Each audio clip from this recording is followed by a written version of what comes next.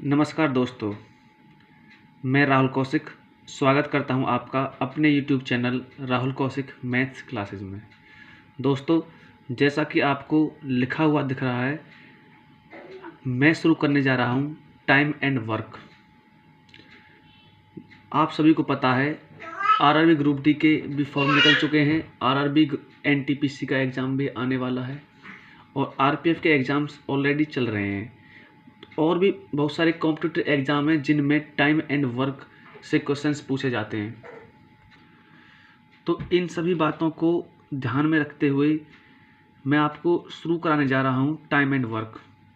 इसमें एक एक कॉन्सेप्ट को हम क्वेश्चन के माध्यम से समझेंगे। सारे क्वेश्चंस यहाँ पर प्रीवियस ईयर क्वेश्चंस रहने वाले हैं, चाहे वो किसी भी कॉम्पिटिटिव एग्ज़ाम के हों। तो पहले कॉन्सेप्ट को मैं बताऊंगा, बिल्कुल इसलिए मैंने बेसिक लेवल से क्वेश्चन उठाया साथियों। तो आपके सामने क्वेश्चन लिखा हुआ है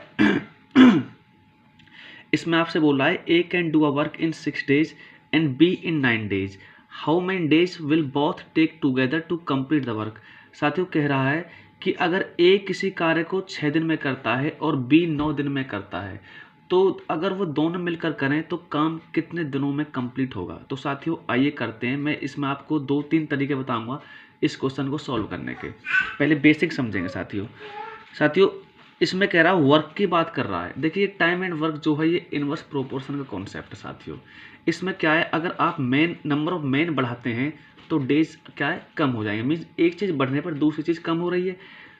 तो यहाँ पे जो ए है वो किसी काम को 6 days में कर रहा है साथियों, और बी जो है उसी काम को 9 days में करता है साथियों। हमें नहीं पता वर्क क्या है, तो आप क्या करोगे, लेट कर लो, जो वर्क है वो 1 है। वर्क क्या हो गया आपका, 1 हो गया साथियों। अच्छा, जो ए है वो इस 1 वर्क को कितने दिन में करता है, 6 days में। तो एज 1 day वर्क कितना हो जाएगा, 1 day वर्क, ये होगा आपका 1/6। सिमिलरली बी का 1 day वर्क क्या होगा, B is 1 day work, it will be 1/9 साथियों।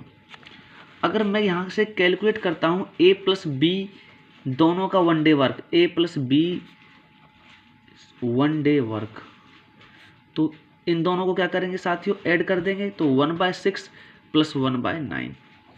अच्छा, 6 और 9 का एलसीएम कितना हो जाएगा, 18। ठीक है, तो ये हो जाएगा 3 और 2।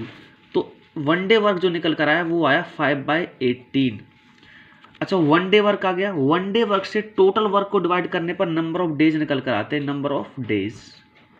ये बात क्लियर है। टोटल वर्क हमारा 1 है और 1 day वर्क है 5/18 साथियों। ये 18 जाएगा ऊपर, तो 18/5। तो टोटल जो नंबर ऑफ डेज निकल कर आएंगे वो कितना हो जाएंगे, 3.6 days साथियों। ऑप्शन में गिवन है क्या, हमें गिवन है, तो हमारा जो आंसर हो जाएगा 3.6 days। एक तरीका ये रहा। अब मैं आपको दूसरा तरीका भी बताता हूँ इसे सॉल्व करने का साथियों। नेक्स्ट जो तरीका है, इसी क्वेश्चन को हम और दूसरे तरीके से भी, मीन्स एक और अप्रोच इसमें लगा सकते हैं। देखिए, अभी तक हमने जो टोटल वर्क माना था उसे माना था 1।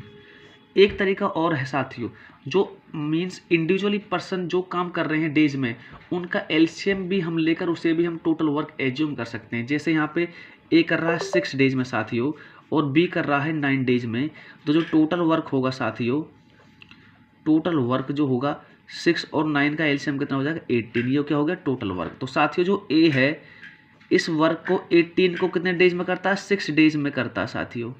तो ए का 1 day work, is 1 day work कितना हो जाएगा, 18/6 करेंगे 3। Similarly B is 1 day work, B का 1 day वर्क कितना होगा, ये हो जाएगा कितना, 18/9, दैट इज 2 साथियों। ए प्लस बी का 1 day work, A plus B is 1 day work, 3 + 2 5 हो गया। ठीक है, तो नंबर ऑफ डेज कितने आएंगे, number of days total work divided by number of days, अब भी वही आता है, दैट इज 3.6 days। आप ऐसे भी इसमें अप्रोच लगा सकते हैं। मीन्स टोटल वर्क को आप इंडिविजुअल जो पर्सन कर रहा है किसी काम को नंबर ऑफ डेज में, उनका एलसीएम अगर आप लेते हैं तो वो भी टोटल वर्क आप एज्यूम कर सकते हैं। अब इसका बिल्कुल एक शॉर्टकट मेथड देखिए साथियों।